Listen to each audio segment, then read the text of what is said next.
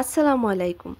বাচ্চার জন্য আর আমার জন্য মিলিয়ে একটা পড়ার টেবিল কিনেছি। বেশ কয়েকদিন হয়ে যাচ্ছে। ভাবলাম যে টেবিলটা কিভাবে গুছিয়ে রেখেছি সেটা একটু আপনাদের সাথে শেয়ার করা যাক। প্রথমে টেবিলের পাশে আমি যে বুক সেলফটা আছে সেখানে আমার বই রেখেছি উপরে। তারপরে রেখেছি বাচ্চার বই আর খাতা। এরপরে এখানে রেখেছি ছোট বেবির কয়েকটা বই। এখানে ড্রয়ারে বাচ্চা তার প্রয়োজনীয় জিনিসগুলা লুকিয়ে রেখেছে। আর টেবিলে আমরা বড় একটা ড্রয়ার দিয়েছি যাতে করে এখানে ওর ব্যাগ, তারপর এই যে আমার অন্যান্য প্রয়োজনীয় জিনিস, এরপর প্রয়োজনীয় ফাইল এগুলা যেন রাখা যায়।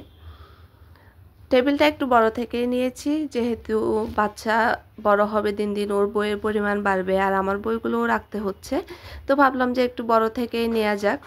তারপর এখানে ছোট্ট কিউট একটা বক্সে আমি চাবিগুলো রাখি যাতে চাবিটা হারিয়ে না যায়। উপরে দুইটা থাক আছে, এখানে চাইলে আমি বই রাখতে পারি, বাট আমি ভাবলাম যে এগুলো শো পিসের জন্যই এনাফ। এখানে একটা ওয়াচ, আমার পরীক্ষার রুটিন আর উপরে দুইটা পানি প্লান্ট দিয়ে সাজানো। এই তো এতটুকুই হচ্ছে পুরা টেবিলের ট্যুরটা।